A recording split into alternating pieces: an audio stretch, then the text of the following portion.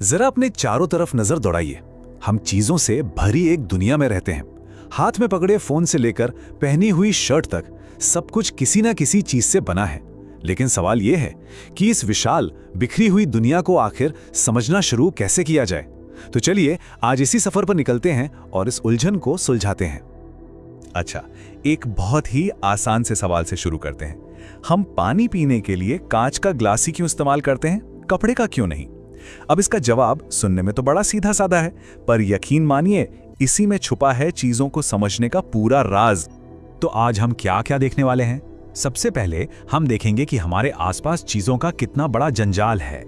फिर हम चीजों को छांटने का आसान सा हुनर सीखेंगे, उनके छुपे हुए राज खोलेंगे, पानी के साथ एक छोटा सा टेस्ट करेंगे और आखिर में हम उन 2 पक्के नियमों को जानेंगे जो हर चीज पर लागू होते हैं।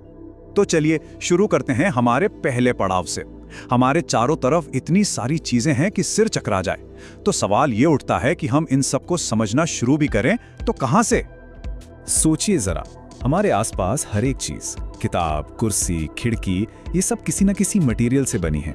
लकड़ी, प्लास्टिक, मेटल, कांच, कागज, लिस्ट तो खत्म ही नहीं होगी। तो सवाल वही है, आखिर इतनी सारी चीजों को समझना शुरू कहां से करें? तो अब आते हैं सेक्शन 2 पर। इस पूरे फैलाव को समेटने का एक बहुत ही आसान लेकिन जबरदस्त तरीका है, और वो है चीजों को छांटना। इसी को हम कहते हैं क्लासिफिकेशन, या हिंदी में वर्गीकरण। मतलब एक जैसी चीजों को एक साथ ग्रुप में डाल देना, उनकी खूबियों के हिसाब से। और बस यही वो तरीका है जिससे हम किसी भी मुश्किल चीज को आसानी से समझ पाते हैं। और मजे की बात यह है कि हम सब ये रोज करते हैं, बिना सोचे समझे, है ना? किचन में मसालों का डब्बा देख लीजिए, लाइब्रेरी में किताबें, या किराने की दुकान पर दालें और अनाज। अरे अपने कंप्यूटर की फाइल्स को ही ले लीजिए। ये क्लासिफिकेशन हमारी जिंदगी का एक बहुत जरूरी हिस्सा है। चलिए अब आते हैं तीसरे हिस्से पर। यहां हम बनेंगे जासूस। हम पता लगाएंगे उन राजों का, उन प्रॉपर्टीज का जो हर मटेरियल को खास बनाती हैं। तो हमारा पहला सुराग है, चीजें दिखती कैसी हैं, अपीयरेंस। कुछ चीजों में एक खास चमक होती है ना? जैसे लोहा, तांबा या सोना, इन्हें हम कहते हैं चमकदार या लस्ट्रस। और वहीं दूसरी तरफ कुछ चीजें बिल्कुल फीकी, बिना चमक वाली होती हैं, जैसे कागज, लकड़ी या रबर। अगला सुराग है हार्डनेस, यानी कोई चीज कितनी कठोर है। देखिए, जिन चीजों को दबाना या उन पर खरोंच मारना मुश्किल हो, वो होती हैं कठोर, जैसे पत्थर या लोहा। और जिन्हें हम आसानी से दबा सकते हैं या खरोच सकते हैं, वो होती है नरम, जैसे स्पंज या चॉक। लेकिन हाँ, ये सब एक दूसरे के मुकाबले में होता है। रबर जो है वो स्पंज से तो हार्ड है, पर लोहे से सॉफ्ट है। अच्छा, अब देखते हैं कि चीजों के आर पार कितना देखा जा सकता है, मतलब ट्रांसपेरेंसी। इसमें 3 तरह की चीजें होती हैं। पहली, जिनके आर पार सब कुछ एकदम साफ साफ दिखे, वो हैं ट्रांसपेरेंट, यानी पारदर्शी, जैसे शीशा। दूसरी, जिनके आर पार दिखे तो पर धुंधला सा, वो हैं ट्रांसल्यूसेंट, यानी पारभासी, जैसे बटर पेपर। और तीसरी, जिनके आर पार कुछ भी ना दिखे, वो हैं ओपेक, यानी अपारदर्शी, जैसे कोई लकड़ी का दरवाजा या ईंट की दीवार। अब बारी है सेक्शन 4 की और एक छोटे से एक्सपेरिमेंट की। हम इन मटेरियल्स को पानी की कसौटी पर कसेंगे। देखते हैं कि कौन पानी में घुलता है और कौन नहीं, यानी हम बात करेंगे सॉल्युबिलिटी की। जरा सोचिए, हमारे पास 5 ग्लास हैं, सब में पानी भरा है। अब हम एक एक करके इनमें अलग अलग चीजें डालते हैं। पहले में चीनी, दूसरे में नमक, तीसरे में चॉक पाउडर, चौथे में रेत और आखिरी वाले में लकड़ी का बुरादा। अब सबको अच्छे से मिलाते हैं और थोड़ी देर इंतजार करते हैं, देखते हैं क्या होता है। तो नतीजे क्या निकले? बिल्कुल साफ हैं। चीनी और नमक तो पानी में ऐसे घुल गए जैसे कभी थे ही नहीं, एकदम गायब।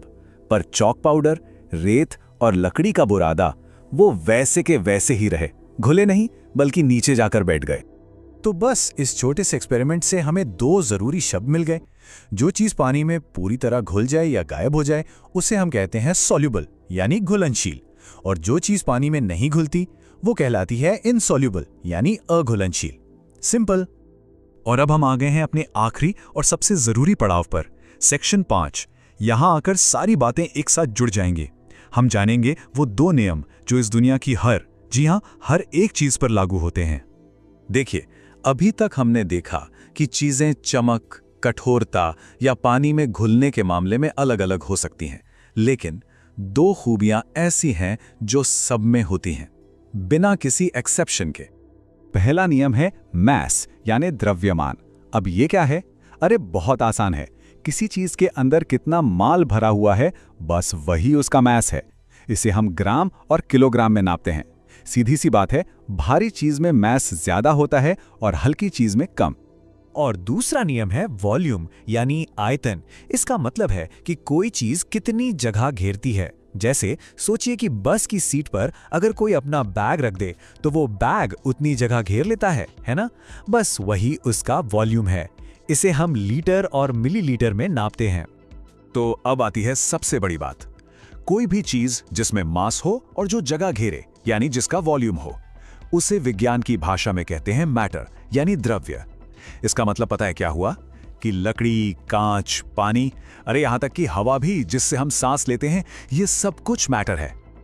और जानते हैं एक कमाल की बात, चीजों को इस तरह समझने की ये कोशिश कोई आज की नहीं है, ये तो हजारों साल पुरानी है। ये जो श्लोक स्क्रीन पर है, ये अष्टांग हृदयम नाम के एक बहुत पुराने आयुर्वेदिक ग्रंथ से है। इससे पता चलता है कि इंसान हमेशा से अपने आसपास की दुनिया को समझने और उसे बांटने की कोशिश करता आया है। सोच कर देखिए, आज के मॉडर्न साइंस से सदियों पहले आयुर्वेद के पास चीजों को समझने का कितना गजब का सिस्टम था। वो हर चीज को 20 गुणों के आधार पर परखते थे, जिन्हें गुण कहा जाता था, और ये 10 जोड़ों में बटे थे, एक दूसरे के उल्टे। जैसे गुरु यानी भारी का उल्टा लघु यानी हल्का, शीत यानी ठंडा का उल्टा उष्ण यानी गर्म। इस तरीके से वो पेड़ पौधों से लेकर इंसानों तक हर चीज को समझते थे। तो देखिए, पुरानी सभ्यताओं ने उन चीजों को समझा और बांटा जो उन्हें कुदरत से मिली। लेकिन आज का विज्ञान, वो तो बिल्कुल नई नई चीजें, नए नए मटेरियल्स बना रहा है। तो यहां एक बड़ा सवाल खड़ा होता है, वो कौन सा मटेरियल होगा जो हमारे आने वाले कल को, हमारे भविष्य को एक नई पहचान देगा।